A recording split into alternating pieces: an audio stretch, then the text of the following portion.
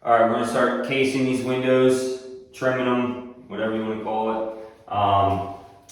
We'll get it all prepped, get the spray foam clean flush with the window, make sure everything's clean, clean on the sill, and then we're gonna case it. So in order to case the window, usually you get 3/4 finger joint prime. I got this like, it's a jam extension or whatever for free. It's almost the same stuff. But all you do is you put something square against the wall, usually your speed square. Take your measurements of the window. Right here we have like 1.5 inches. Take it on this corner, take it in the middle, take it on the other corner. Usually if it's like 1.5 inches here, 1.75 inches here, I'll just cut 1.5 inch piece.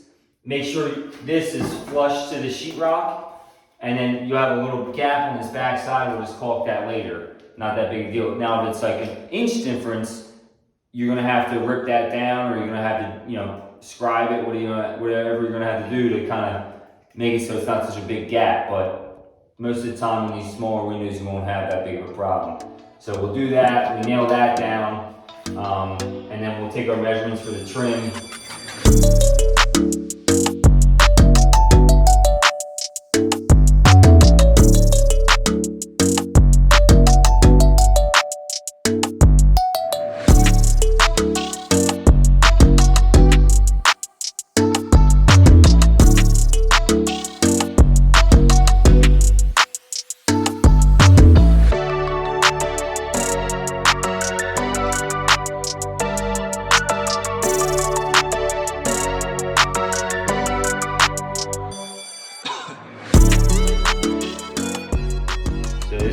Product here, we have the casement here, and then the trim nailed to that and to the stud behind the sheetrock. You want a little like 1/4 inch reveal on the piece of board on the casing, and then you want the trim to go up 1/4 inch, and then you do your miter. So it's always better to have a little reveal here. You can see down here the door or the 2x4, either the door or the wall wasn't perfectly plumb.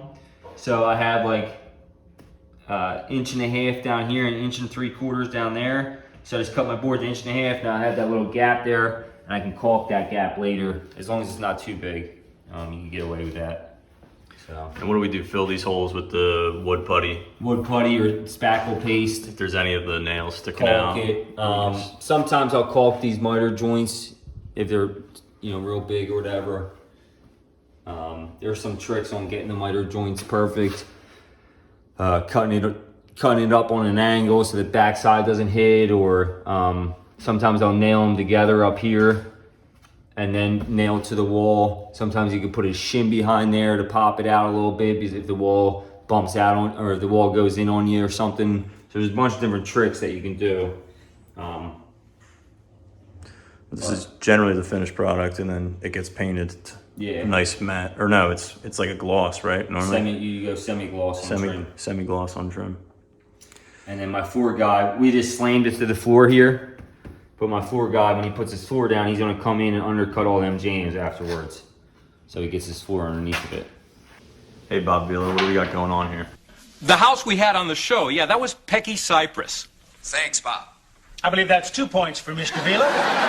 All right, Rich. What we have going on here is I put a door in, a regular 3 9/16, whatever it is, 4 9/16 jam. And this wall actually has a layer of 1/2 inch plywood and a layer of 1/2 inch sheetrock. So it bumped me out a little bit. So now I'm gonna have to put jam extensions on my door before I put the trim around it. So we have this, these are pre-primed jams. And what I did was I took my measurement from the sheetrock to the jam all the way down. It was about 7/8, give or take.